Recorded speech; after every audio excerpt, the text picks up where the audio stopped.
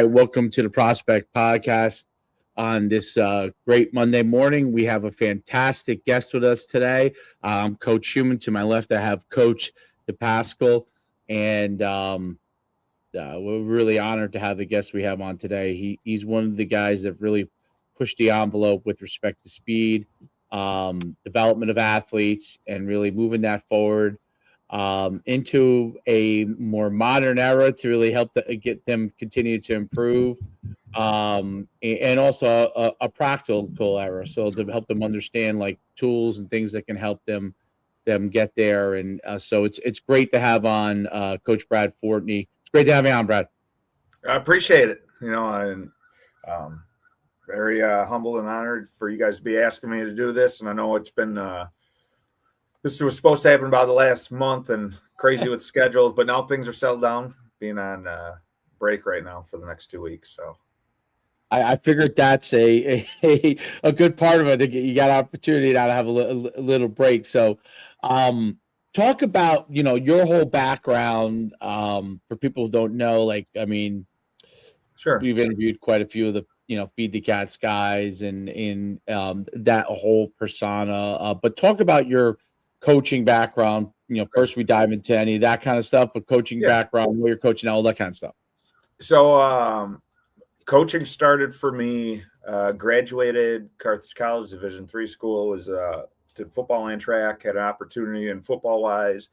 Had a pro day invite for Northwestern. Went to there. Then I had a pre-draft workout with the Chicago Bears. And the day after Sunday, right after the draft, I got called for the Bears. Got invited to rookie minicamp. So as that was going on, I was doing working at a sports performance place at the same time, and I was just finishing up my master's at Carthage because I had an extra year because I had shoulder and wrist surgery after my freshman year. So after rookie minicamp, I was kind of put on the short list. I asked Dave Toe about it because I was there for long snap and linebacker. I go, be honest with me. Do you think I have what it takes? And he goes, yes, you do. But he goes, it's a right place, right time, and a lot of luck. Mm-hmm. And he goes, just keep working at it, but don't worry. Like, don't be afraid to start your profession either. And at the time, one of our coaches at Carthage, who had stepped away, was a dean at one of the high schools in Kenosha, which was Kenosha Bradford. And he goes, hey, we got a spot open on our staff. We understand that, like, you might have to leave me mid-season, but what you thought about coaching? So that got me into the coaching. That got me at Kenosha Bradford. My first year there, I just coached football, and then I was in the off season, I'd do morning lifting for football, and then after school, I'd drive 45 minutes to EFT Sports Performance and work there from like 4 to 10 at night, all through the winter and the springtime. So I didn't do track my first year there. Going into the second year that I was at Kenosha Bradford, I took over the head girls track program, and that really got my kickstart for coaching. When I took over girls track, I also was freshman girls basketball coach. And the only reason why I was freshman girls basketball coach, because I was about to coach girls for the first time, and I had zero experience with it. So I knew before taking over a head job that I needed some kind of experience. Girls basketball was wide open. And it's just crazy because in Illinois, growing up there, boys had their own individual track meets, invites. You never had that with girls. But in college, they were co-ed, right? Girls and boys were at the same meet. Well, Wisconsin, boys and girls were at the same meet. So we ran, even though I was a head girls coach, we ran a combined program. And that, like, we run a combined program right now down in Alabama where our 7th graders through 12th graders are all on the same team. In Alabama, you could have middle schoolers on your track team. And I think, heck yeah, I want to run my track team because now I have 6 years to develop some of these kids. Absolutely. But was at Kenosha Bradford for 6 years, went to Lakes in Illinois, which was actually in the same district I went to high school at, Antioch. It was actually my freshman class that split into 2 high schools. I was at Antioch. Lakes was then our rival. Was there for a year. Thought I was done coaching, believe it or not. I was going to be done with football. I wasn't even coach track that year, coach softball. And then I got a call from Jed Kennedy, who was the D coordinator down at Enterprise at the time. Said, what you thought about coming to Alabama? I said I'd ask the wife. This was on a Monday. On Saturday, we fly down there. And by Sunday, we return and figured, you know what, if we don't like it, we'll drive back. I was kind of in a limbo in my coaching career. I've done coaching football. I didn't coach track that year at Lakes. I was coaching softball back at Bradford with my wife and a guy named John Ruffalo, who's Hall of Fame coach, the best coach I've ever worked with. And it's just, I just used to do fishing over the so he goes, hey, I know you don't know anything about softball and I don't know much about speed, but together would be a good team. And like, that's what my role was for softball. Right. It's amazing. Bill's coach and like base runners. Like, it was awesome. Got to sit back and just focus on that. Come down to Enterprise and coach varsity football for 3 years and head track coach. And then my day job is I'm performance wellness coach for the school system. That is, I work with all 6 elementary schools, our 2 middle schools, and our sports teams at our high school on speed movement, which is an unbelievable job. The reason why I have that is our superintendent saw me fly 10s when I first got down to Enterprise.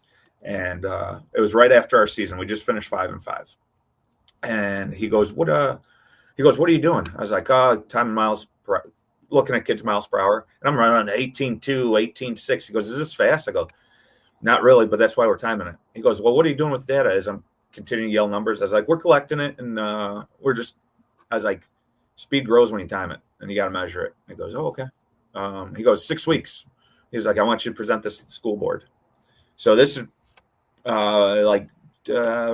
this is early January. So early February, kind of right before COVID hits, I give like a 5-minute Shark Tank presentation to our school board, how you can train speed and how you can develop it. And it's just like if we're in the classroom, how to get better at reading and math. You got to work on it. Speed's the same way. And if you neglect it, it doesn't get better. And the next day, the superintendent comes to me. He's like, we got a job for you. I go, what's that? He goes, you're going to be a performance and wellness coach. That's what we're going to call it. You're going to do speed throughout the whole school system. And that's my day job. That's awesome. Yeah. That's so cool. That's so cool. Awesome. So, like you need an assistant?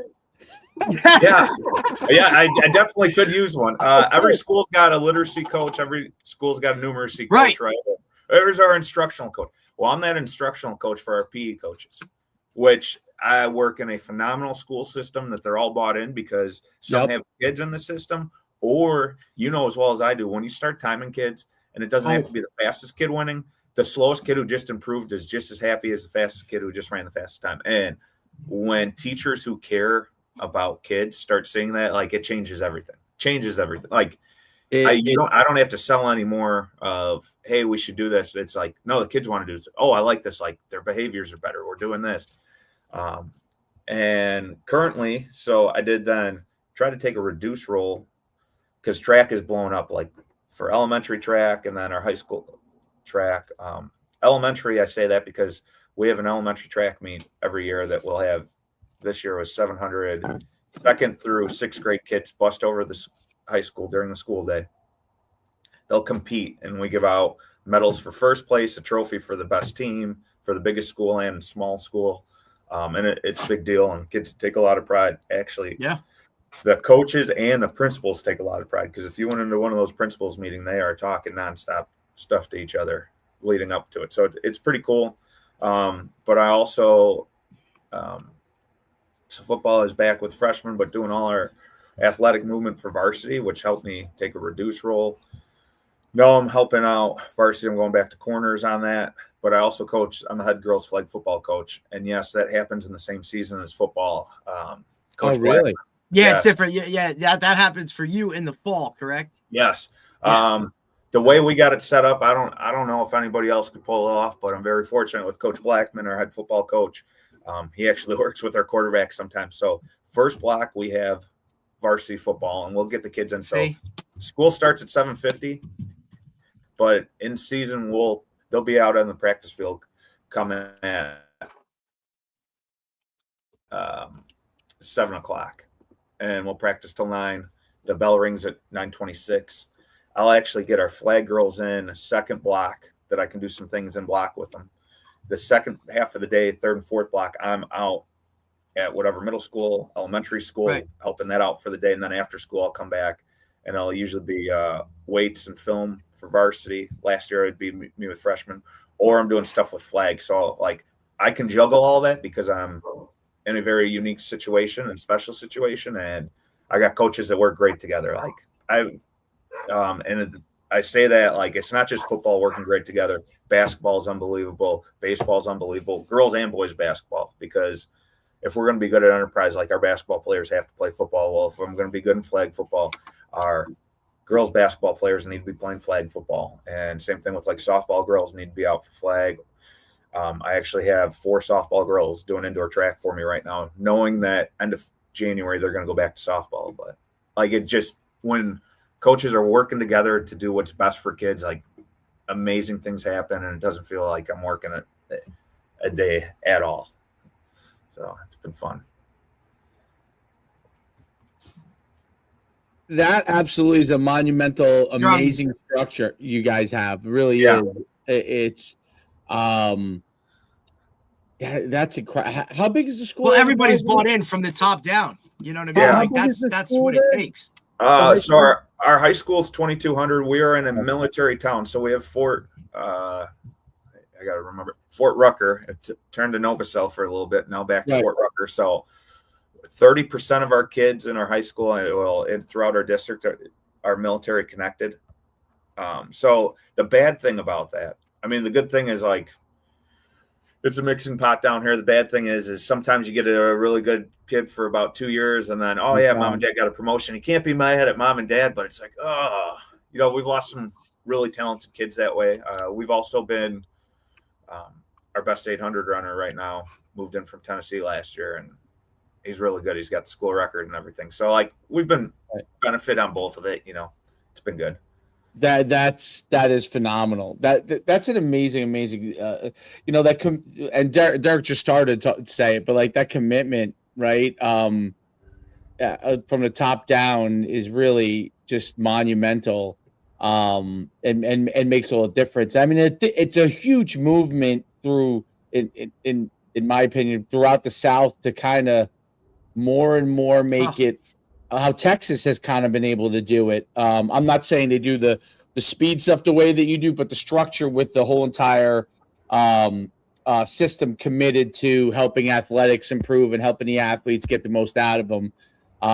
It's really amazing because it's when I started running like camps and showcases I would say it was 2005, but we started really traveling back then, like 2007. And we would go to Texas, and they had all that stuff back then. Unbelievable. This was when you were in college. And probably, Derek, you were probably in college, right, at that time? Yep.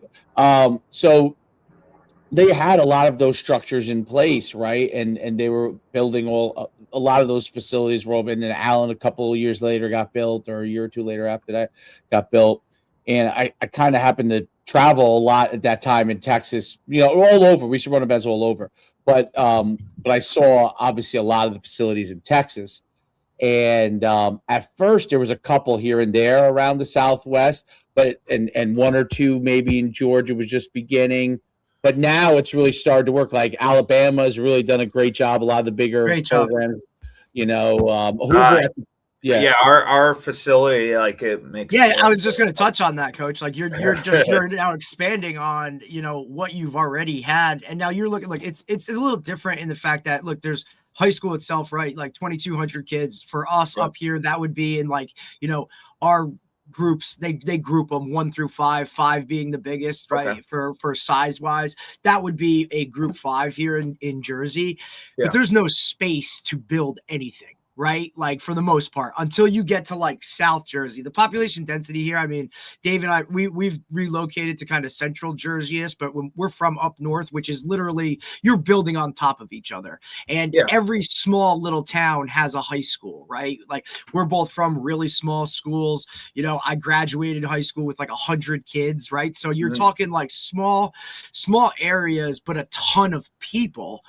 But just the facility wise, there's no like land to build on. They're literally building on top of each other. I mean, one of our high schools, their facility and football field is on the roof, right? Like Union City High School literally plays on the roof of their school. It's one of the coolest setups ever, but they literally like, that's what we're trying to work with. And I know you guys are expanding on the facilities themselves. Touch on that a little bit, Coach. Okay. So I mean, it's crazy in my mind.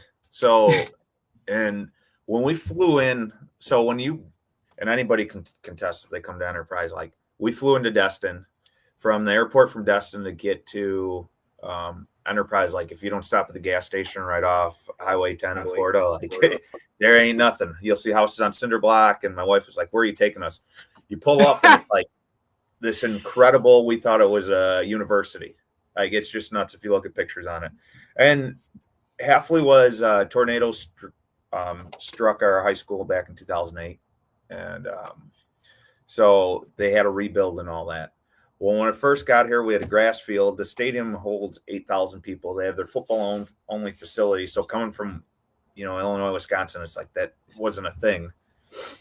Well, they have just finished, and hopefully January 7th we'll be in it, 100-yard indoor pavilion with a brand new weight room with 27 racks. It has a girls' locker room finally in there. It has coaches' offices. It actually has a plunge tub, a new training room in there, a huge nutrition room. It just I'll have to definitely FaceTime you guys and walk you through it. It's nuts. That's incredible. It's phenomenal. Every time I see it, it's like this. I don't live in the real world. Our track just got surfaced. Retcon, which is they used a gel surface, which is right below the Olympic grade. I know they spent a ton of money on that. They are doing giving us some new storage set out by the track. They just added within the last 4 years baseball and softball complexes that are now on campus. So it's just wild. Like it's crazy. Well, I think that kind of ties into the investment that's coming into right from the top down. Yeah. I mean, you're talking about your superintendent goes to you when you get there and says, "Look, present this to the district. I'm creating this job for you, and I'm giving you this title, and you're going to work across the board with every facility, with every school." Age, like doesn't matter what age, we're going elementary, middle, high school, and you're going to do this because we think this will increase and just be a more positive thing for our school system. So when you have that kind of alignment and buy-in, you know what I mean? Like they're going to give you everything. And now it's kind of just like, well, I'm not going to get this anywhere. It makes you want to work even harder for what it is. Correct. Just because like they are basically saying, here, you created this curriculum, run with it. And now once they're seeing the gains within the kids themselves. And it's been, you know what I mean? The cycle through of like, they know you from seeing you in elementary school and then middle school, high school, like it just tracks all the way through where that positivity and all that stuff, like from the buy-in aspect. And you're talking coaches that are all aligned as, it's not, oh, my team here or my team this. Like, no, we're all one. And correct. Like the more we work together and do all those types of things, like we can all be successful, right? Because that's really what it comes down to. And we talk about it all the time. Like when everybody like that is bought into like a bigger picture, like it's not just my football team or my girls basketball team. When it's like the school itself or the district itself, when there's an alignment from top to bottom, like that's when you're really kind of cooking with gas. Oh, 100% so. And then also being like, hey, I could come up with an idea or think like, hey, I think this would be really good and have some backing to it, and having an administration or even coaches that work with like not tell you no and be like, okay. Like, right. Or they actually listen and they're like, yeah, let's try it. Hey, no. Yeah. I got more justification. You don't want to hear it? They're like, yeah. Like, I know that's not everywhere. I'm trying not to screw that up, and I'm going to enjoy it as long as I can. So it's just, that's what makes this place so special. It's awesome. You're on mute, Dave.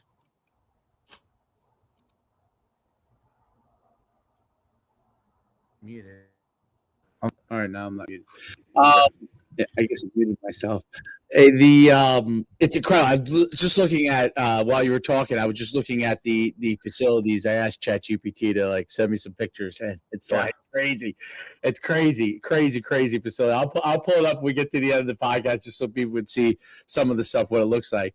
Talk about it really is, by the way, incredible. Derek, if you pull it up, it's like brand spanking new. Like, yeah, I've looked at it. Like, it's unbelievable. So when you made the transition into this new role, which is obviously just a phenomenal role. Obviously, you're doing a lot of things too, but and when you started really developing like how your programming works from a speed standpoint, explosion standpoint, the tracking standpoint, what were some of the kind of things that you started to see, and how did you kind of adjust your programming as you started to develop the programs? So I could take it. So here's the biggest thing. So being a guy who's done West Side, I mean, back in high school, we're bigger, Side faster, barbell. stronger. Oh yeah. Then dove into West Side. Really like that. What we're doing there, and I attended my first TFC, and I'm sitting there, and we just came off finished third in state for track. Had a girl who was runner-up back-to-back years. We just almost set the state record in the 4x2. Won that 4x1, took second place. So I'm feeling pretty good. And I listened to Tony Holler say, like, explaining it. It's like, makes sense. Makes going to feed the cats and everything like that. And then he goes, yeah, if you're not timing, you're not sprinting. And I'm sitting in my seat and I just sink down. I'm like, oh shit. Because I just spent the last year trying to get our athlete, Jackie Baldwin, like, if you're not fast enough right now, what do we got to go do? Pound the weights, right? So Right. I get her to squat up to 315, and she's at 130 pounds and like really good. She didn't run any faster as a senior than she did as a junior, but we didn't sprint at all. So my thing I always start with is the sprinting part, and just getting kids. Like, I always feel like even kids in elementary school, there's a governor that gets put on. Why? Because, hey, Coach Sue, anytime I run, he's yelling at me to slow down, or teacher, right? So when kids got to run, usually not when they're 3 or 4 or 5 years old, they're running around just goofballs all the time. I got a 5 and 7-year-old daughter. They have fun just running nonstop. But when they actually have to run in sport, it's usually because of punishment or conditioning or whatever, not because they're getting timed or like, hey, run there and back, I'm going to put you on a clock.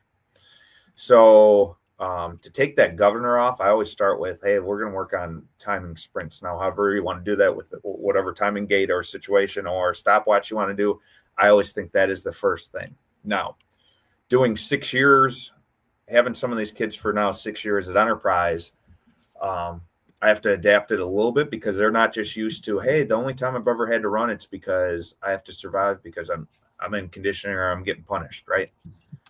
Now it's, hey, the only time I've ever had to run is like we're getting timed and I'm giving full speed and all that. So now I'm on the flip side of the spectrum of I don't have to teach like, hey, let's take the governor off and go full speed.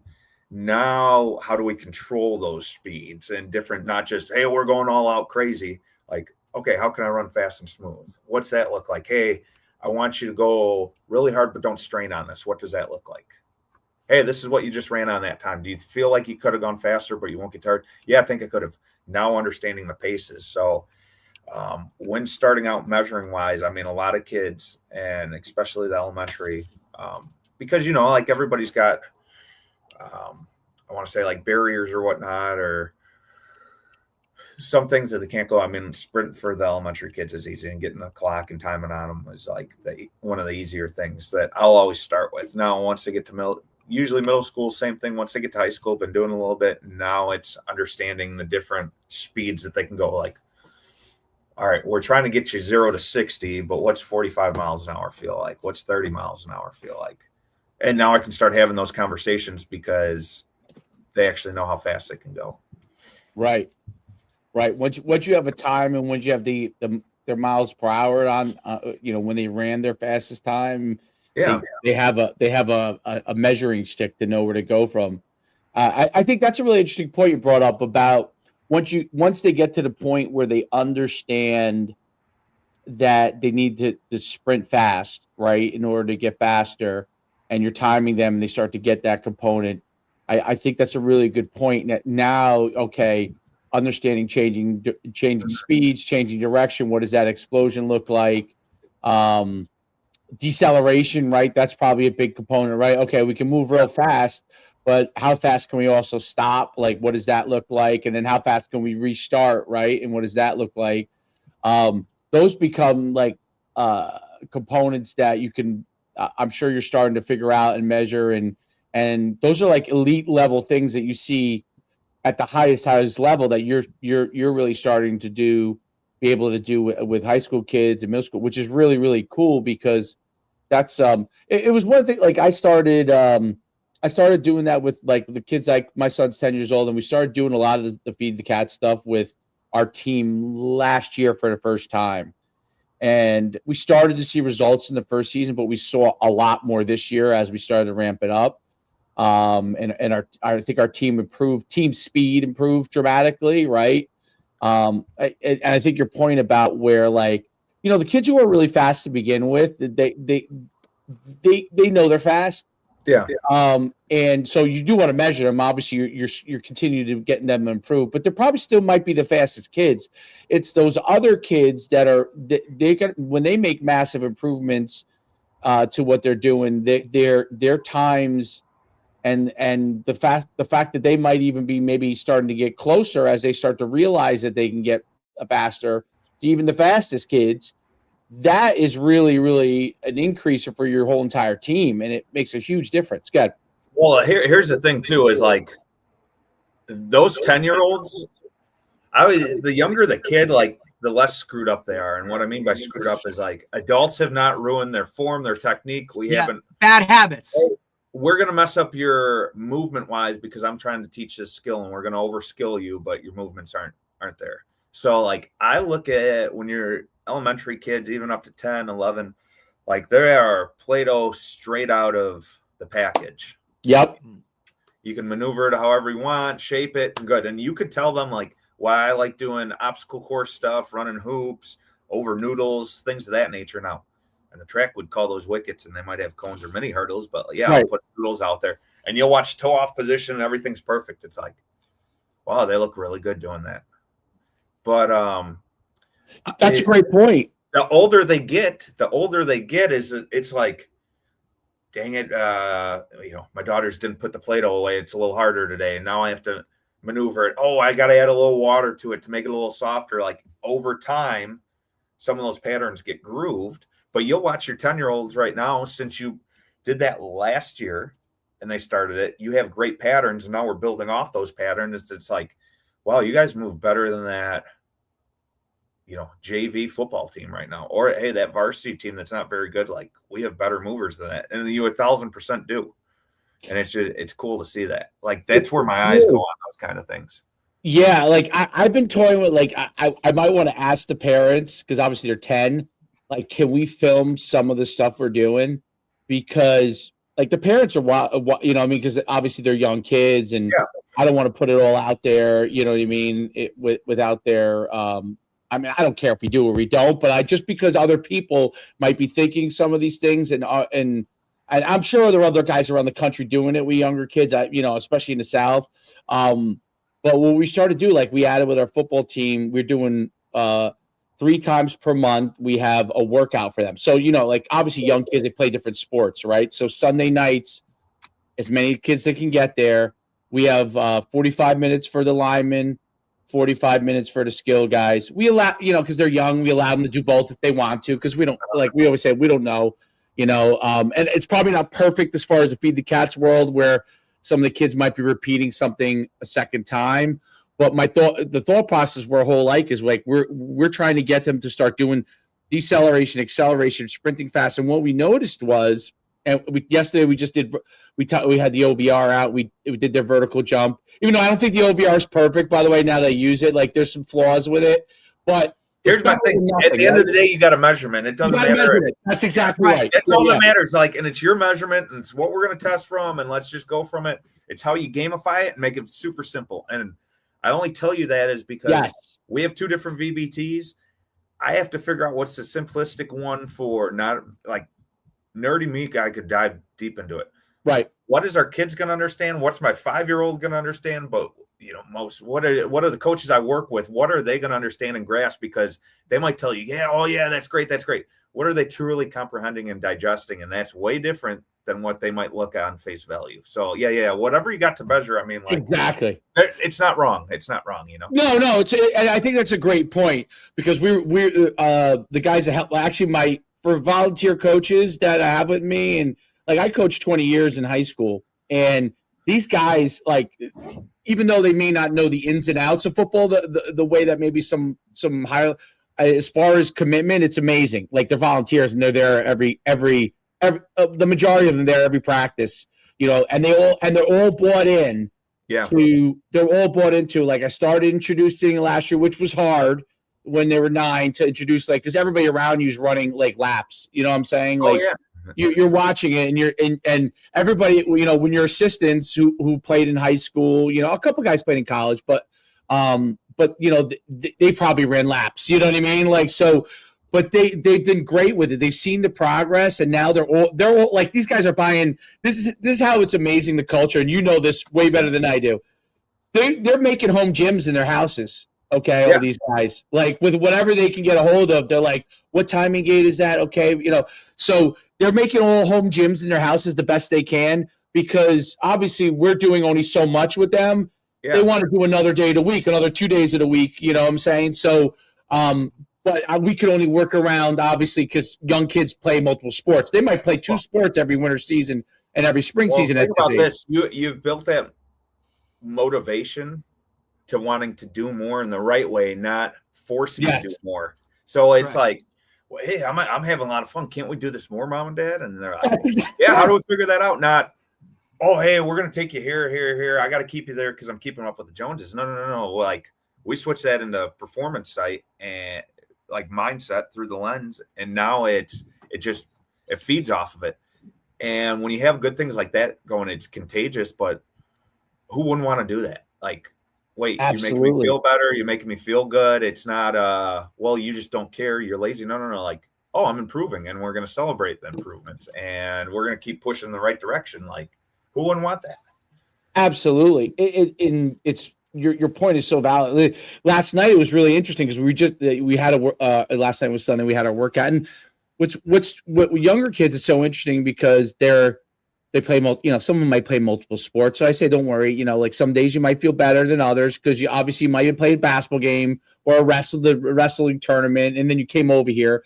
Like, it's never going to be perfect for us. But what was interesting is when we do like we use like the short hurdles, like wickets, to sprint over, and then they have to continue all the way through for another like 8 to 9 yards, right? So to sprint, we're doing it in a basketball gym, and they all know when I tell a kid, and the coaches know hey man, you didn't finish your sprint. The objective is to go all the way through as fast as you can, like, because your conditioning part is 100% right. Some of them are still conditioned, right?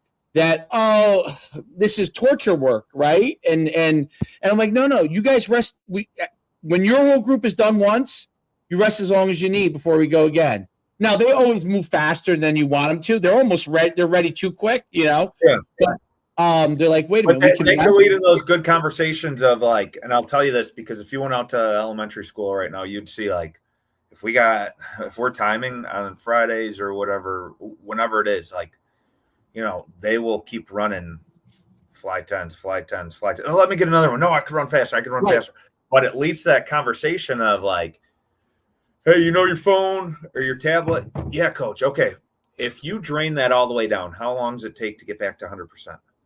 Well, usually I plug it in at night and it'll be good when I get up in the morning. Go, yes. So let's say you just finished a sprint. We drain that all the way down. We need to plug it in right now.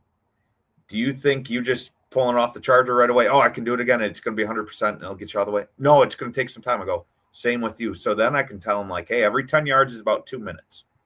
So if we have a long line, that's fine. If you feel like, hey, I got a lot of energy, and I'll tell like our high school kids, when they start jaw jacking at each other, it's like, okay, they're ready to go again. Like that's how I gauge the pulse and the temperature of the room of like, all right, it's too quiet over there. They need more rest. Oh, they're talking stuff. They're ready to run. Like, elementary kids are the same way. And it helps to get them to understand of that full recovery spot, which that's part of it too, of educating properly, not absolutely. I want to say like demeaning because you don't care. You're not tough. No. Like, let's educate right. And then when you have to push the envelope on them, you can push the envelope on them. And they'll know you care about it. That's been cool about the whole process of. It's a reframing, right, of their 100%. mindset. It's interesting because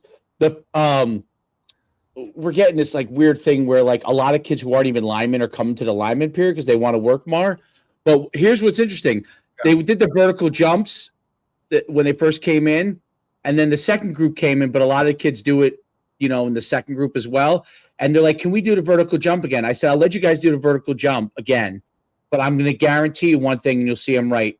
Over 95% of you will jump lower than when you jumped your first time. And they're like, how do you know that? I'm going to give more effort now. I know what to do. I'm like, you just did a workout. We just did our 45 minutes of work. Like we did our speed work, then we did our skill work. And there's a level of time. And they all did it. And out of, I think it was like 15 kids that came back to the second workout, out of those 15 kids, one of the 15 had a higher vertical. And they were all shocked by this. They were shocked. Yeah. But this is a reframing, right? The reframing. So they're now like, you could see with a 10-year-old, they're like, oh my goodness. Like, because they're used to other practice, other sports.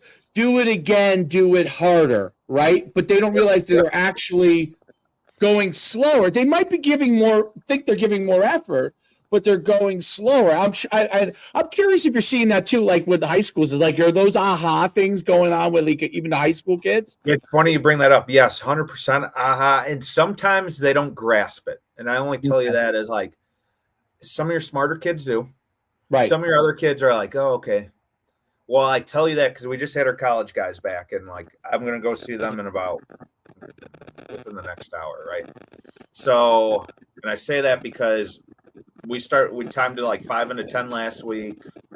We're gonna time their miles per hour today because I asked them last time they sprinted. It was a long time. We did our 1 step of separation to understand that, and when I start talking about, force to form and adding force and how to take 2 steps hard and all that, and we start talking about that, like the light bulb goes on, and they're like, this is what you've been talking about like the last 5 years with us. It's like, yeah, now it matters more because some are at SEC schools or Sunbelt schools, so dollar sign helps to that, but they care about their performance and they are locked in and dialed in.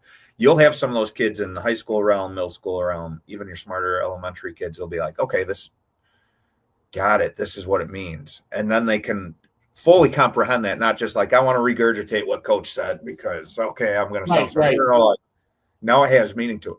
Oh, hey, I felt that. Like, it's super cool this past year, flag football, of working on some of our foot placement stuff, and to close it, just the girls would come over the side. Hey, did you see a wide base crossover on that? And I got her. It's like, yeah, like perfect. You're understanding it. And your kids who really want to know and care will keep pushing for that. It's been very cool to work any kind of professionals, the ones who like, anytime I've done stuff with professional athletes, like they're engaged, like locked in. Well, I've noticed that right now with their college guys coming back of like, I'm all in.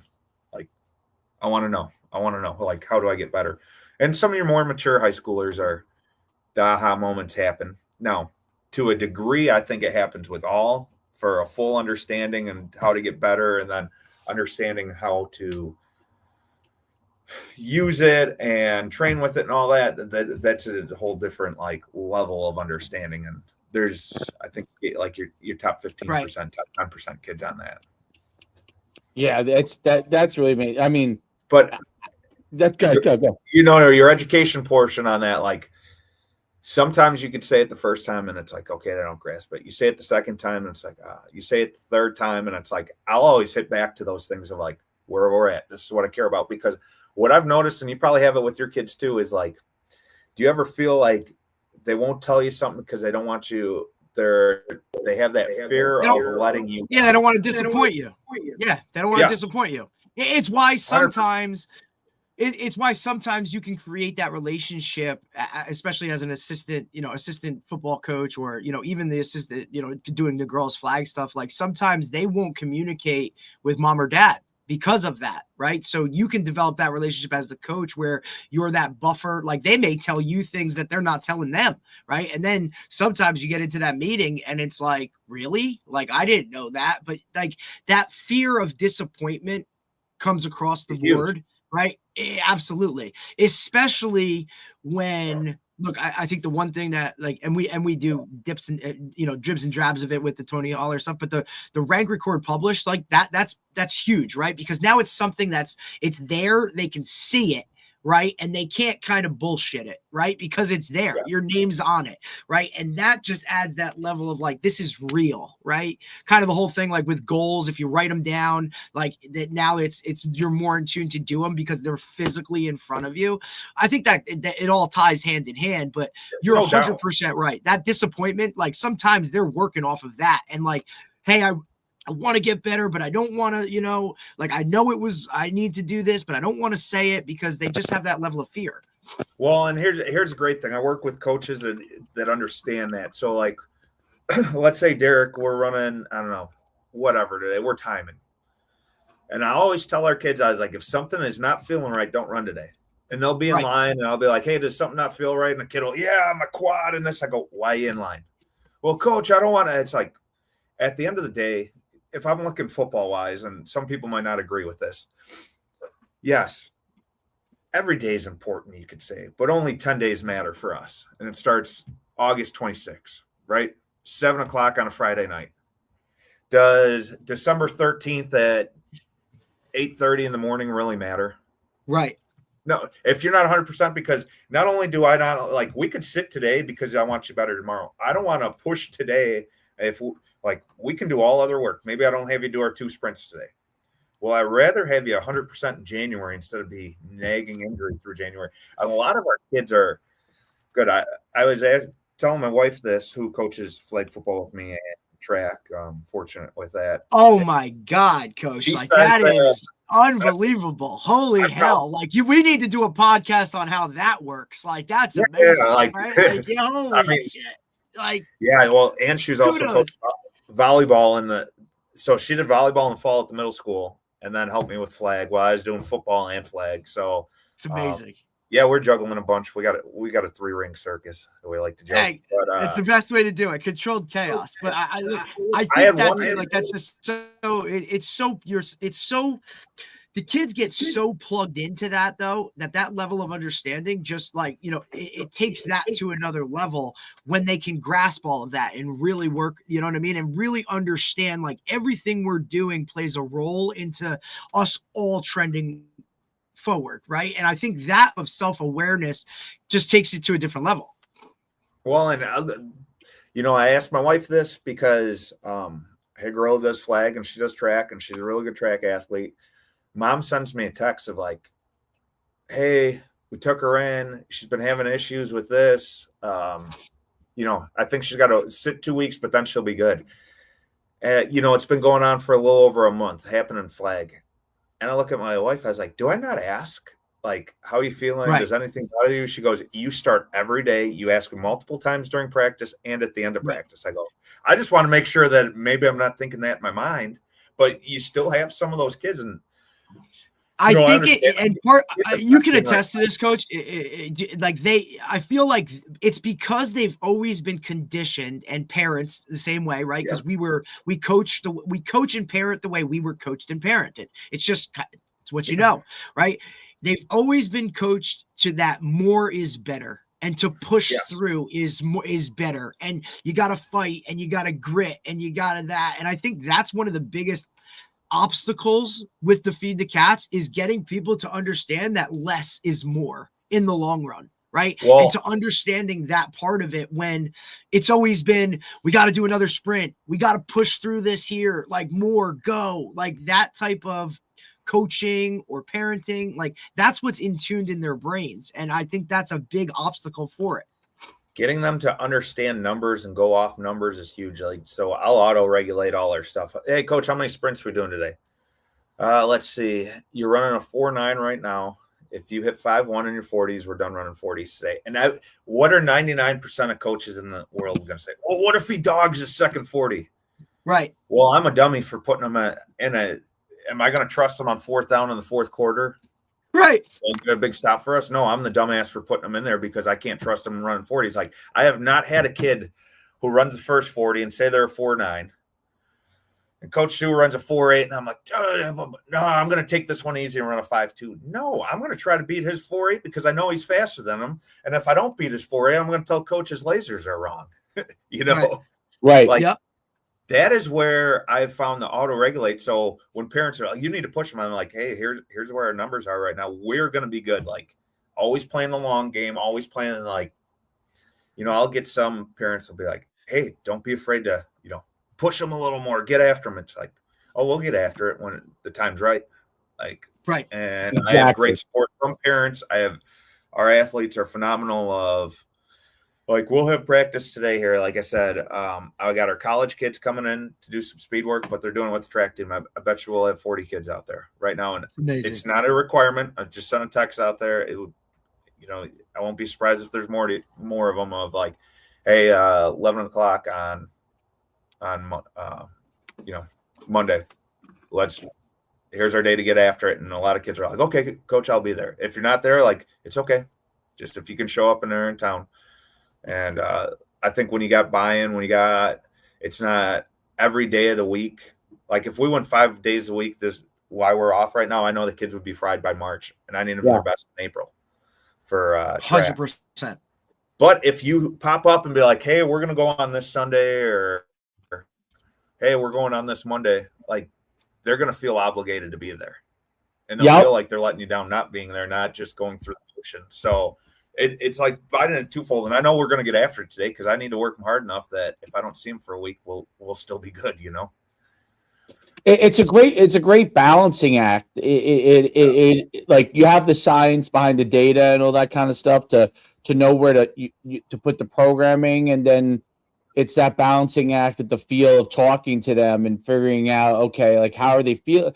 You have the data that tells you one thing, right? And then how are they feeling? Mentally, how are they feeling? You know what I mean? That's a big part of it. Like, because each kid's, not only just from an athletic standpoint, but they're all maybe academically or at home dealing with different things, and their ability to kind of communicate that with you makes a huge difference in their overall programming. It's now with all the with the coaches, all the coaches you deal with.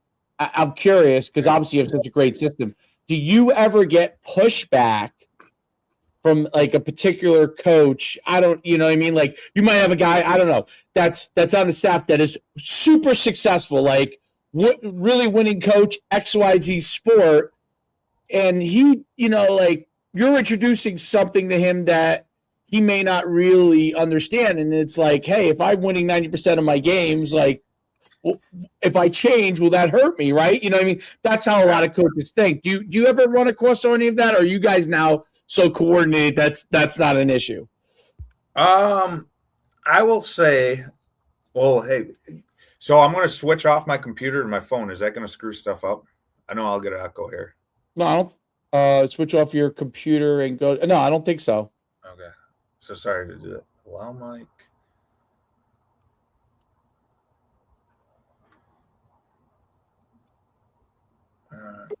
Yeah, there you are. Okay. All right, I'm going to exit out. Okay, here. Okay, all right, good. Okay. Cool. All right, we're good? Yeah, we're good. Perfect. All right. So, great question on that.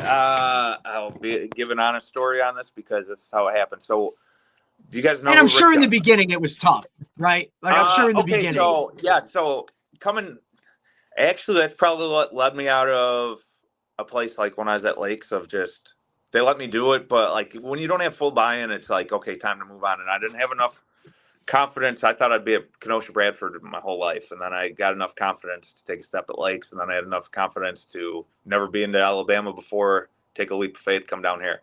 So Rick Darlington was the coach I was coach before. I don't know if you know him, the name of it. Single wing guy.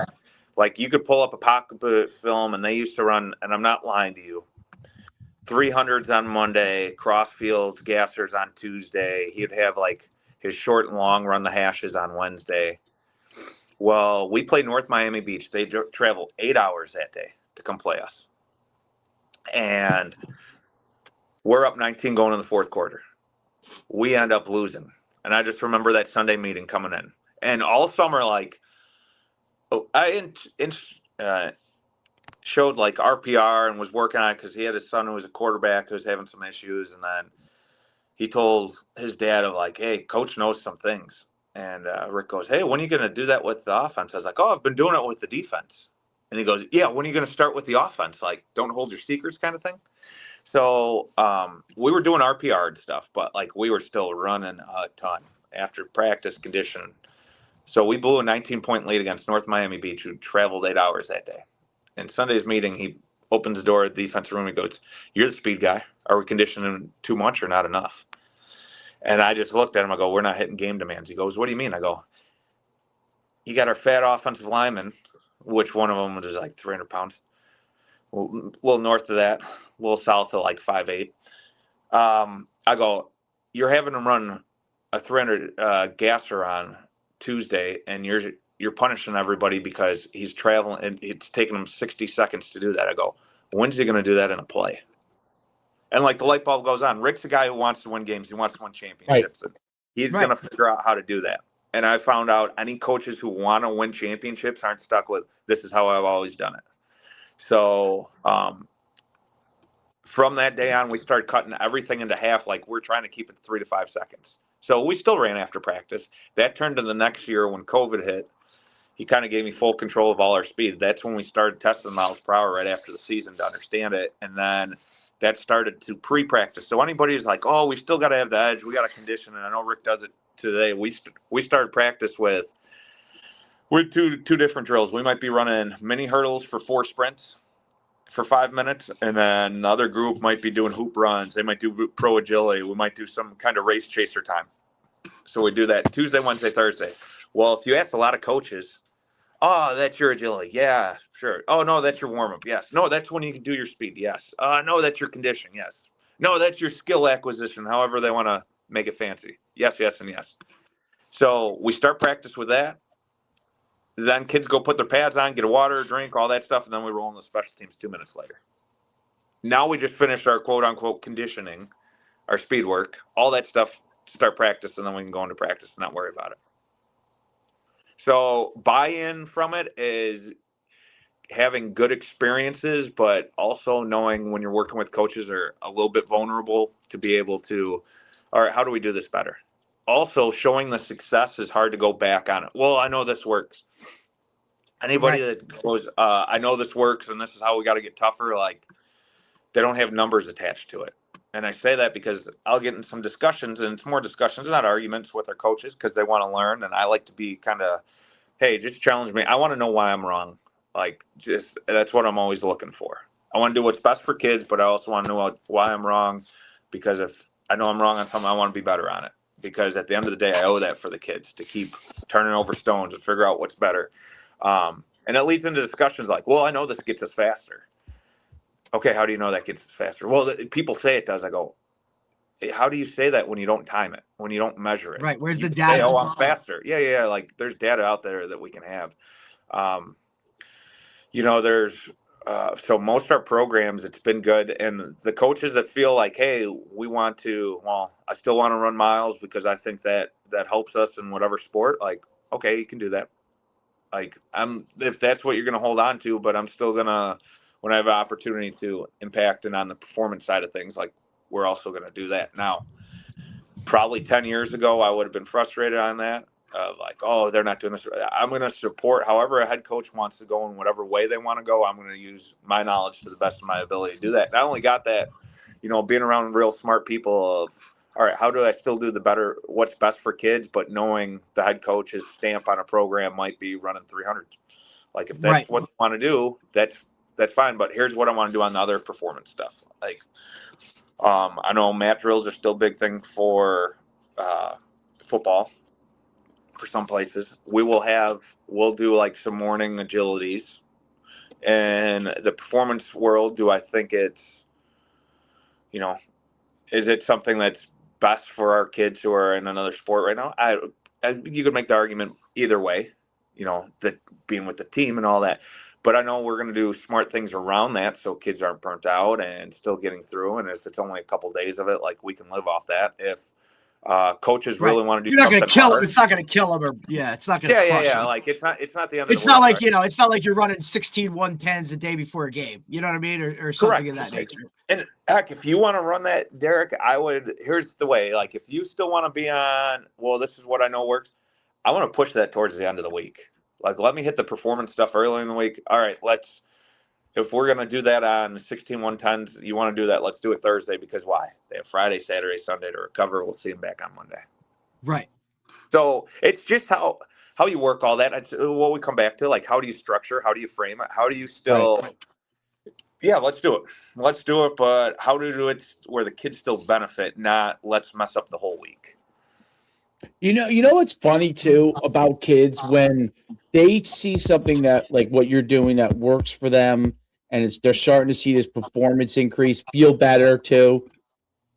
They start to look at other coaches that do excessively. I don't want to use the word crazy because in the old days it wasn't crazy, but like that's no other way for me to think about it. Like endless gassers or things like that. They start to look at those coaches and be like, "What are these guys doing? Like, why are they doing that? I've been told, like this is performance thing." I'm curious, like, do you ever get coaches, the players that come to you and be like, I know that like we talk about this, and then so and so might do this, and like, how do I, work around like what you're saying? Do you have to then coach some of the athletes on the workarounds for them if they know that there's a better way on something, or they feel a little drained? Like, how do you coach them out? Because I've seen young kids that come with the young kids that I work with now. They're like, oh, this guy just runs endless gassers. Now, if they don't know, they don't care. Like, now, do those kids still run them as hard as they can? Sure, absolutely. I tell them, you do them as hard as you can. Yeah. We might have to dial back, this and that the next couple of days because there's no way for you to be able to function if you're doing that. And maybe we do some stuff from a lifting or recovery standpoint to work around that. But do you kind of coach some kids on that part of an aspect? Like if they feel maybe they played too many basketball games in a week, like AAU, right? It may not even be gassers. And maybe they play 5 games AAU basketball, right? Might be just games. Yeah. It might just be games, right? Too many games. 1,000% so. And I think it comes back to the relationship on that. It also what you said, Yes. like, hey, we got to cut back. So I got girls in basketball right now. Last year, because I'll do our girls basketball strength and conditioning for them, and usually I see them 1 to 2 days a week. Well, probably didn't sprint them enough in season for basketball that I would have liked to, because some days they're playing 4 games in the week. Right. Well, when they finally get out to track in March, like they felt way behind of where our girls are at. So we've talked intentionally of, hey, no matter what the week is, like we're going to be smart to be able to get our sprints in somehow. That means, hey, we'll get a couple reps on the shred mill, whatever we need to do. I just want to make sure, so we're checking along on that. But they've also been very good on like, coach, I'm sore, this, that. Been able to do that. Man, we had to do this much to that. Like, hey, I survived that yesterday, but I think that communication piece of them talking is letting me be okay. We're gonna change what our plan is, and I'll give you like here's a good. This year I've started this more than ever is, and I think it's high anxiety's ridden. I think kids got a lot to think about, all that kind of stuff. And it actually started in flag football because I thought the girls were just being goofy one day. But I had them go, hey, go lay down and breathe for 3 minutes. They advocated to do that every practice, every game. Coach, we need to do our breathing first. Just because it got them to a sense of calmness.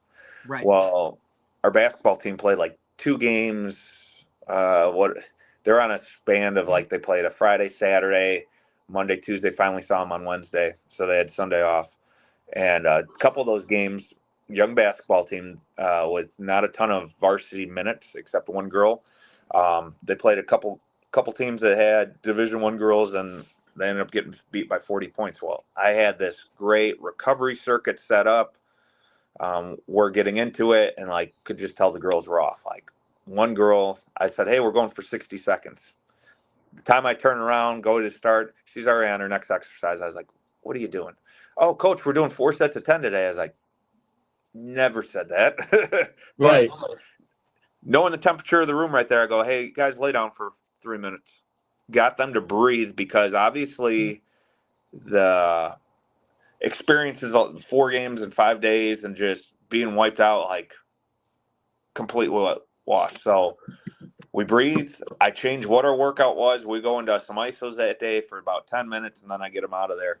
But them understanding and knowing, like, okay, that was really helpful to then their film session with our basketball coach. He goes, Coach, whatever you did in there with them, he's like, it was awesome. Like, they have not been that locked into film since ever. And it's like, well, I got them to breathe and just calm down because they're probably not happy about the scores, not feeling great about themselves, not feeling great about their ability, telling them, like, you got to believe in yourself. I know you practice all summer. I know we've been practicing all fall. Like, you are good enough to be on the court. But getting them to a calm state. But you just need a reset. Sometimes you literally just need a reset. It's why, look, and obviously, look, you have to know your teams too, right? Like, it's why guys struggle, right? Football season, you go through all of camp. Hey, we're opening up this week. Do I give them Saturday and Sunday off? Do I only give them Sunday off? Do I bring them in and do I crush them on a Monday, or do I work them really hard on Monday and then trickle off? Like, you have to know your team and you have to understand what works for them and then use the science that you've already, you know what I mean? Like, there's stuff now you can look at that it's there, right? You're not guessing. Or the guys that I see, the quote old school guys that, hey, we do it this way and this is how we've always done it, this is how we're always going to do it, right? They're not willing to put those tweaks in or understand that, you know, it's no longer cookie cutter coaching where what we say for everybody is how it goes. It doesn't work like that, right? Like, good, bad, indifferent, whether you believe that or you don't, like, it's not, right? So you have to understand each kid, kind of how it goes. Now, you want to work to the masses, right? And I get that. But at the same time, you really need to take those integral one-on-ones and understanding of your team in general to kind of plan out. And you can't be just winging shit. You know what I'm saying? Like, you can't just go like, this needs to be a plan from January to May, right? And then, look, you want to reconvene or tweak something because you see it going a certain way, but you have to track all of this. And that's a lot of work.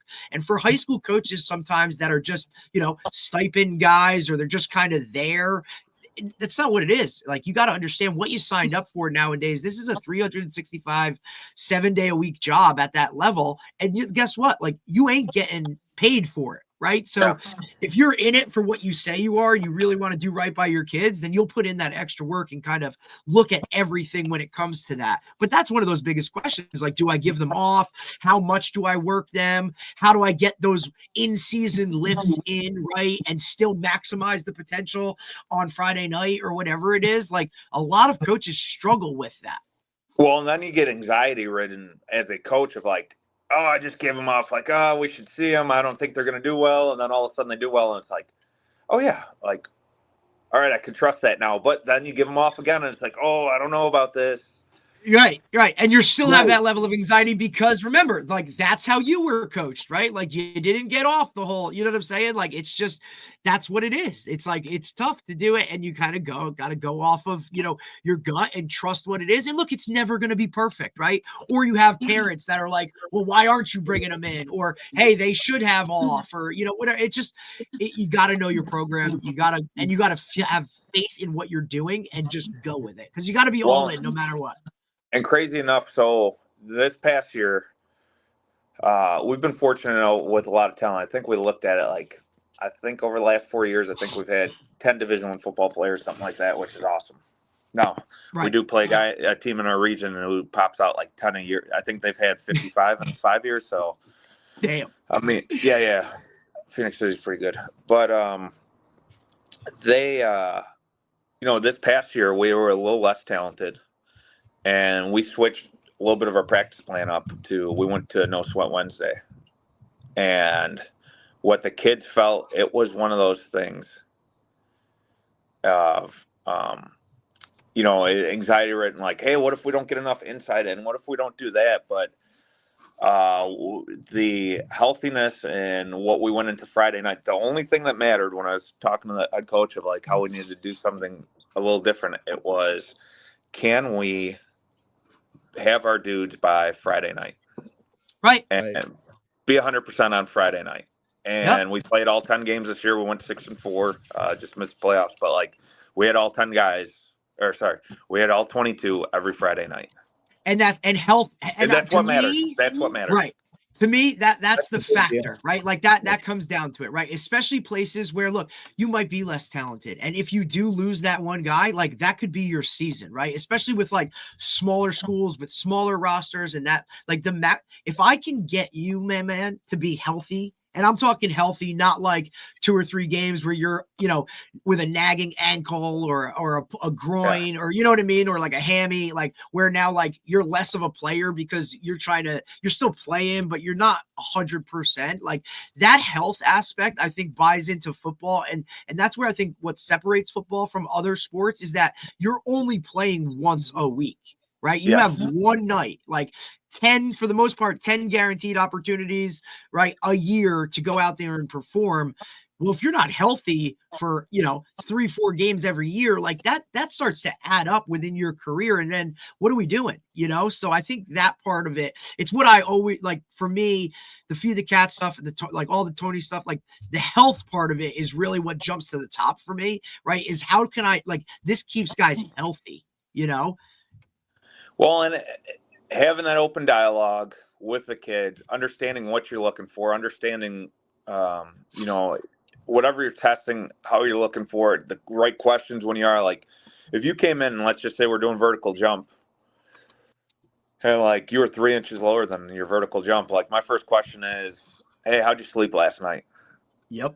Coach, my parents are fighting. I got like 2 hours. I'm sorry. Like, okay, that lets me know the rest of the week, how are we going to set this up so you're successful the rest of the week? Not, absolutely. Well, it doesn't matter. You got to get your 3 inches. Like, if anything, feed the cats helps with it. It helps dialogue and understanding. Like, listen, if we could read minds, we probably wouldn't be in education or coaching. We'd be working the strip down in Vegas, 100%, dude, absolutely. Oh my God, yeah. There's no doubt it's really amazing. I'm curious before we let you go, on some of the like scientific improvement things that you've seen within your program that you like, because you've been studying a lot of your kids for a long time. Like, what are some of the things that you've seen, like certain programming you do resulted in X kind of deal? I think, well, okay. Let me see. That's a really good question. So, different things that I've done in programming that result. And here's the crazy thing is I could tell you, like, I still can't give you a clear answer on, like, hey, if a 7th grader does this, this is what they're going to look at 12th grade, because our fastest guy on the that's the hardest thing. Not to cut you off, but like Gabe and I talk about that all the time. People don't know post puberty. Right. Like that. Look, everybody knows that guy in middle school that was dominant, right? And then you got to high school and you're like, where's this guy? Right? Never, like, he just disappears, right? That's 6th, 7th, 8th grade range. And look, I've taught it for a long time. Like, it is a different monster in general. Like, and we're not even talking athletics. Like, you're talking just the entire makeup of the kid and how they're developing and this and that. It turns into a whole different, you know what I mean? That's a question a lot of people have, right? Like, correct. Look, you've seen a lot of data and you don't have the answer, right? Because and like I say that because our AD when we first got here is like, you can't keep a big track team, blah blah blah. Well, I go, well, if you know who to cut, I was like, come out here and cut, because I don't know what middle schoolers to cut on that. And I say that because our kid who ran 14:27 as a 7th grader ran 10:77 last year as a junior, and it's like, if you would have told me like, he's over 13 seconds as a 7th grader, we need to cut him, like, who's the fool? Right. So he's super supportive now, and we got a bunch of kids out there just because I think it's a testament to the kids we have out there. It runs smooth. The support we have and then the coaches we have make that all run smooth, even when we have 180 kids out there. Like, so I'm just trying to think like benchmarkers or things of that nature. I mean, I can tell you one person's like a couple of kids that, like, certain program you saw, like, even once they actually started to develop, like even high school kids, they went from here to here. And you feel like these kind of things help to do that type of deal. Well, I think our biggest thing for helping, I mean, like,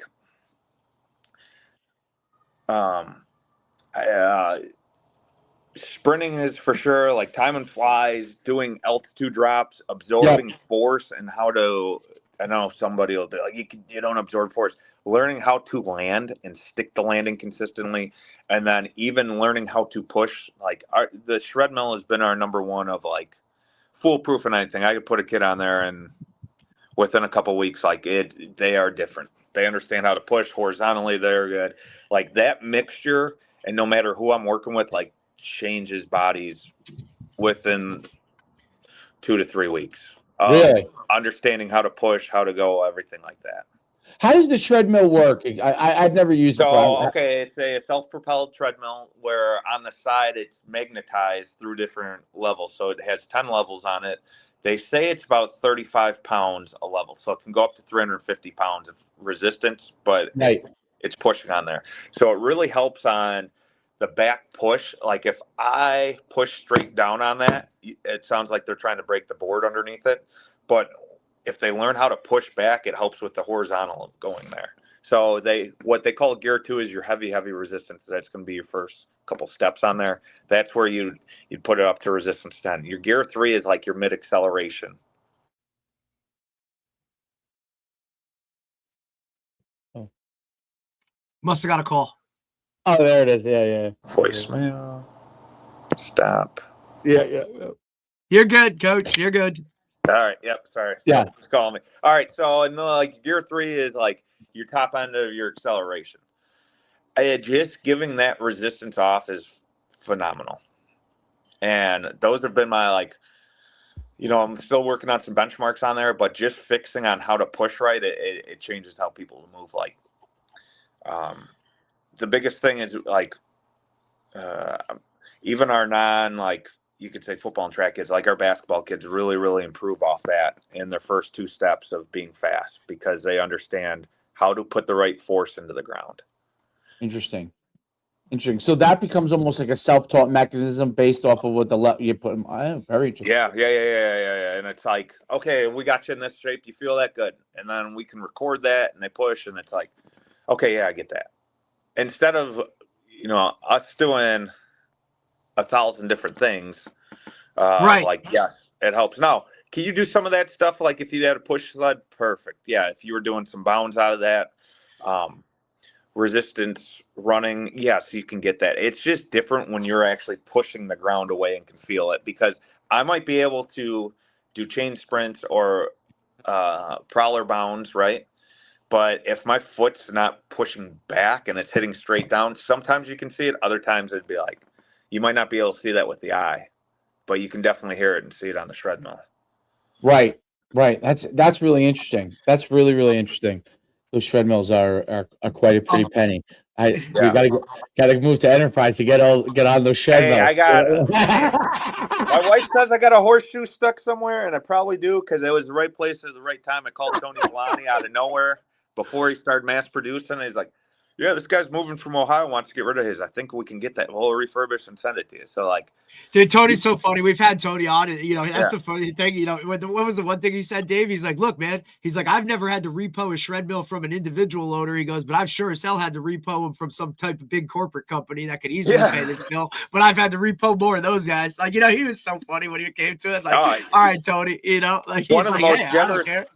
He says I got the shred mill museum, so I have like the 8th one ever made, the 20th, and I only know this because where you have to Bluetooth it, it'll say like shred mill 20 or shred mill 24. Right. So like he says I got the shred mill museum because I have 3 different kinds of shred mills and they're one of the first ones ever made. And yeah, just right place, right time. I'm really fortunate. That's awesome. I'm going to scour the Facebook marketplace. I'm going to go to the Facebook marketplace. I just scour it, like go to every city. Yeah. And hunt one down. That's all awesome stuff, Brad. We can't thank you enough for coming on, taking the time. Glad we were able to get you on. I mean, no, I appreciate it. Yeah, and if you guys want to do it ever again, anytime. Yeah, there's so much we can cover with you. You know what I mean? There's so much. It's really, really great. I think me and Derek might have to take a visit to Enterprises to see that facility. Whenever you guys want to, always open invitation. And if you ever need my wife to get on here, how she balanced Yeah, that's a good idea. Dude, that would be great. Yeah, Absolutely, I would coach. We'll love to talk. you book that. Yeah, 100%. Because that, Yeah, look, it's something like we both know. Like, you know what I mean? Like, Hey, I and ain't here's the coaching with my crazy wife. thing. We were originally supposed so she was at the high school, and it's like, sweet. And I had another coach who was assistant softball coach. Finally talked their school system into like, hey, I need 2 flag teams. I need a JV team and varsity. Good. I need an extra coach. Perfect. They did all that. Well, then my wife got the middle school PE coaching spot, which like, hey, you need to coach flag football or you need to coach volleyball with this. And then my other assistant coach left out of education. So right before the school year started, I was by myself with 2 teams. And I'm like, she goes, hey, I can join you back on these days or when October 1st hits, like, you got me full-time flag again. So we made it work. Like, it was a juggling act, but It's amazing. You know, my 5 and 7 year old juggle it in season. Yeah. I mean, she's phenomenal on that, and she makes all that stuff work. Because our 5 and 7 year olds were playing 6U soccer together, and that was during all that time in the fall. Well, look, and it's also just so gymnastics. different. It's just so different in comparison to New Jersey, where the middle school programs are so tied into the high school programs. Like they're all one, right? Like whereas here, like most middle schools don't even have organized sports on that level. Sure. It's all whatever youth program within the state. Like, so we have all these conversations about, and look, there's no first period football or athletics. Like that stuff's not even built into school curriculum. They would laugh at you. 100%. Like they would literally look at us like, wait, you want the first block of the day to be a sport? You know what I mean? Like they literally would look at you like you had 10 heads. And you're like, yeah. I would love also like spring football. Like that would be nice too. Like not a part of it. You know what I mean? Like it's just not. Well, you're coming from Illinois too, where New Jersey's similar. Although Illinois probably advanced in something, but New Jersey and Illinois is like gone similar with like their whole most of the places where their model was like phys ed needs to be just like purely about like a wellness aspect, like less competition, sport based kind of deal. And I think that actually in New Jersey and Derek's I haven't been in public school in 5 years, but Derek can tell you maybe more about this. But I think that affects the phys ed programs as a whole. That like it's separating phys ed from a physical development standpoint and just making it into like, how can I get my cardiovascular conditioning? Like, and that's where like, because I remember when they were really trying to push this a lot was I actually did my student teaching and I was going to Columbia for it. And I ended up just going into performance and starting my own business. But when I was going through, they were talking so heavily about it, how they were talking about Illinois and New Jersey, like over and over and over again, how that became the huge push. And they would cite places like Texas who had sport things as part of their phys ed as like the enemy almost. And I was like, like I didn't fit in because of that. But it was I was just like, that doesn't make sense to me. Like, can't two things like be true? Like there might be kids that need a wellness aspect that are not going to full circle. Right. It's not cookie cutter. Right. Look, you have world history. You have history classes. There's an AP class. There's a college level class. There's a lower level class. Like, why can't you do that with phys ed? Right. Guys that just need wellness. Guys that want to compete.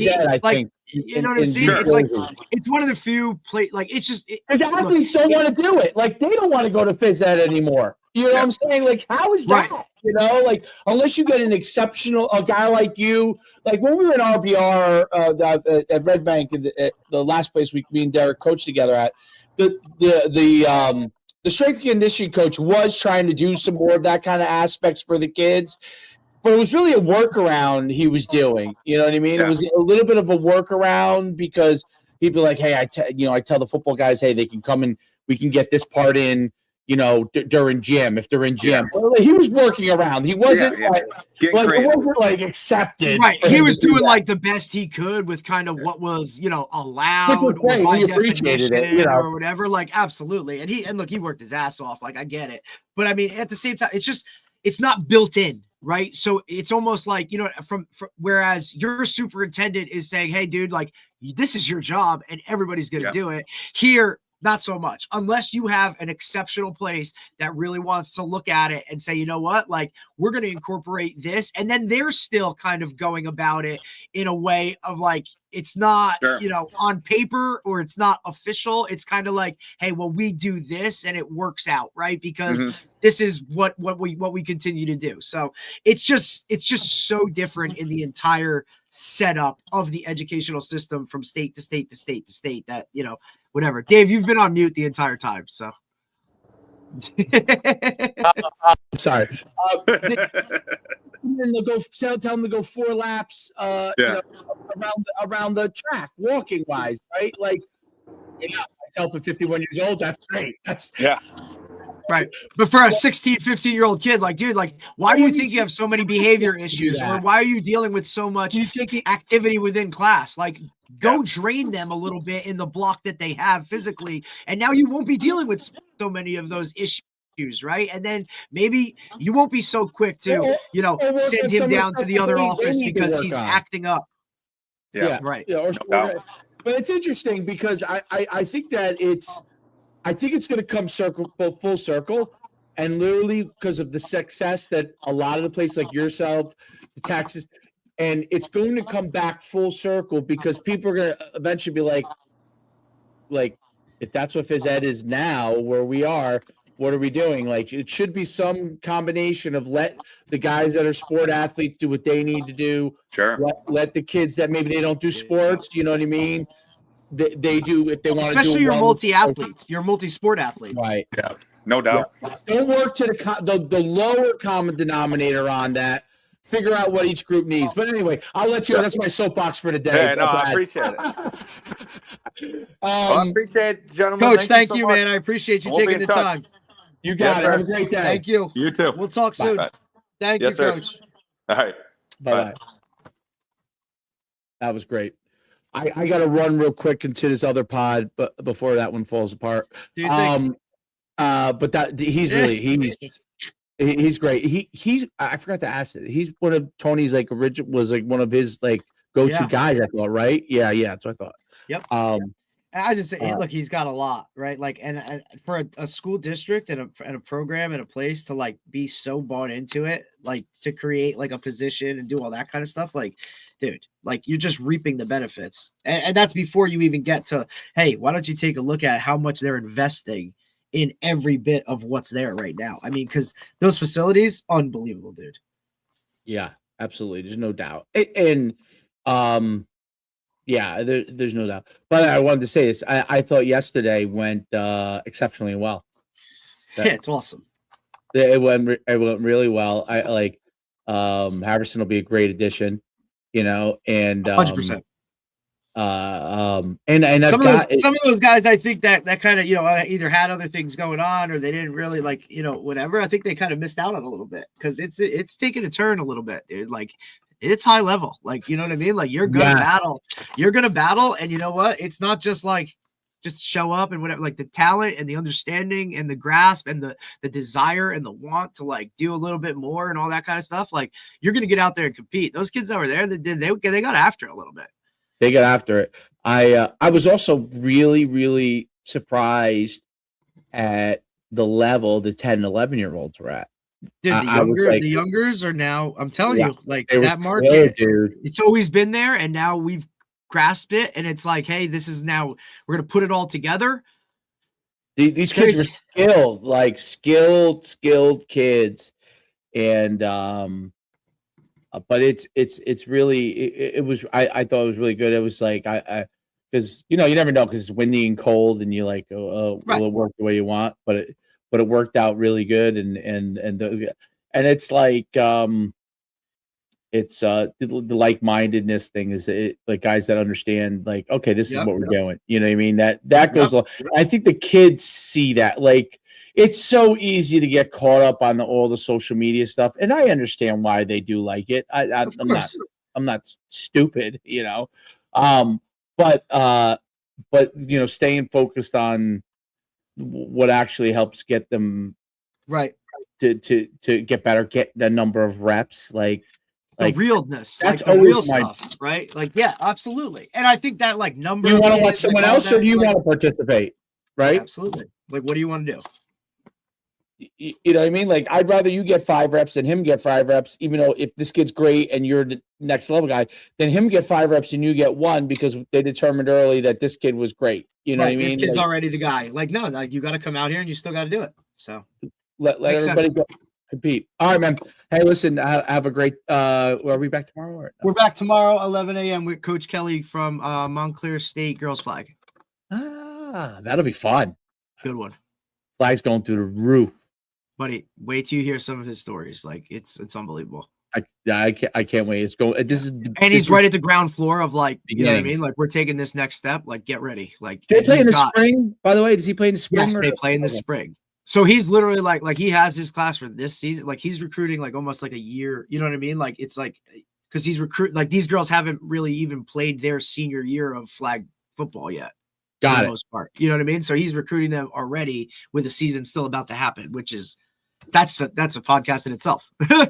Very, very, very interesting stuff. And this is like, it's like a gold rush in the sense that the faster you go find the best players and build your team with the best players, you're going to win. That structure from the jump. Yep, absolutely. You're going to win. And then everybody else is going to figure it out, follow suit, and then it just But you're continues to already grow. at the top. Correct. I call it the Vivian Stringer of female basketball. Remember Vivian Stringer? Yep. So long before there was Gino, you know, like there was Vivian Stringer, Pat Summit, right? Yep. And then at Gino, those two really started the process. And I can't remember who was the Louisiana Tech coach at the time, but Louisiana Tech coach who spawned off the woman who's the Baylor's coach. But they built those great women's teams. And basically, were able to, for a long time, until Gino came around, really, get all the best players, really. I mean, those 3 programs had the best players. And then Gino took it to a different level, like went to like a level that was like. And blew it up. But yeah, absolutely. And has been able to sustain from that. Now, there's a lot of people competing for it. But because Gino was like 2.0, and was so big in 2.0, it's so hard to catch him. It's 20 years later, it's still hard to catch him, you know, because everybody else is still trying to say, hey, I'm as good as Gino. Well, yeah, he literally was he was the 2.0. He was there during 1.0, but he was 2.0 because he learned from what they did and built his even better. You know what I mean? And so I think flag is going to be the same way. These first guys are like the Summits, Pat Summits, and then eventually there'll be those people will sustain, and there'll be a 2.0 per version of them. And you get into those 1.0 and 2.0, dude, you're going to end up you have a chance to be a legend, literally, as a coach, and the kids you'll get will be legendary kids. You know. Absolutely, because they'll have set the tone, set the market. You know what I mean? Like they're the guy. Yeah, I mean, how does the woman who's the Baylor's coach, Mulkey, she played on Louisiana Tech's national championship teams. She was a point guard. Is she the player that the girl she gets now? Probably not, but she was in that first part of it all, and she was great, and she learned from a great coach. So she's a 3.0er, I would say, probably, but she has been able to become like, you know, it's amazing. Like, you know, it's amazing how that could be the forefront. This is like being in the, you know, Newt Rockne era of football. Like, you know, like if you become Newt Rockne, you can get all the players, right? Newt Rockne figured that out in the 1915s or whatever. Right. Just like Pop Warner figured it out with the Carlisle Indians who you know, Jim Phillip and all that, you know what I mean? Absolutely. Like, if you're on that cutting edge, dude, like, here we go. Yeah, absolutely. Like, and he was able to figure that out and had so many of the best players. And there's a few of those guys, but it's really very interesting. So I think that's so cool for women's sports, the flag part, because literally the more opportunities, you know what I mean? Like, you know, you'll have an opportunity to like get a scholarship and play something that's like you'll literally be like on the ground floor. Like, you know what I mean? You'll be etched in history no matter what, these first couple groups. The girl I had yesterday, Oh the my god, dude. 11-year-old, She was unbelievable. She might be. I'm telling you, athletically, she's almost a D1 athlete right now. Dave, I watched her do a shuttle, and I was like, "Hello, okay." She's You know what 11. I mean? Like, oh my god, dude. I'm like, oh my god. I know. I checked her in. I'm like, hello, how you doing? Like, get ready to dominate. The QBs were the 11-year-old QB was like when I come in the huddle, they'd be like, "All right, what?" He's like, "Hey, let's have her head top." yeah. Like, let's throw her a fade. Go get her. Go get it. Like I'm like, who? Like how amazing is that? Like, and you know, that's cool about the kids nowadays. Like, they just flow with it. could've There's been no like, they don't don't care. Yeah. They don't care. She's an athlete. Yep. She's one of us. She was an and they wanted to go against her. She wanted to go against them. Yes, it was well, great. that was the part I saw too. Like, even like, you know, you're mixing in some of those like younger guys with like freshmen or whatever, like 8th grade, 7th grade with freshmen or whatever. Like, those guys wanted the smoke. They're like, I got it. I'm like, hey, we'll match this up age-wise. Like, I had a lot of dudes that were like, Coach, I'm good. I got it. And it's like, okay, bud, like, you know, good to go. You want to compete? Go compete, dude. Love it. Absolutely, no doubt about it. It was cool. All right, we just need more of it. Amen. Keep getting more of it. All Absolutely. right, man. Talk to you later. All right, have a great day.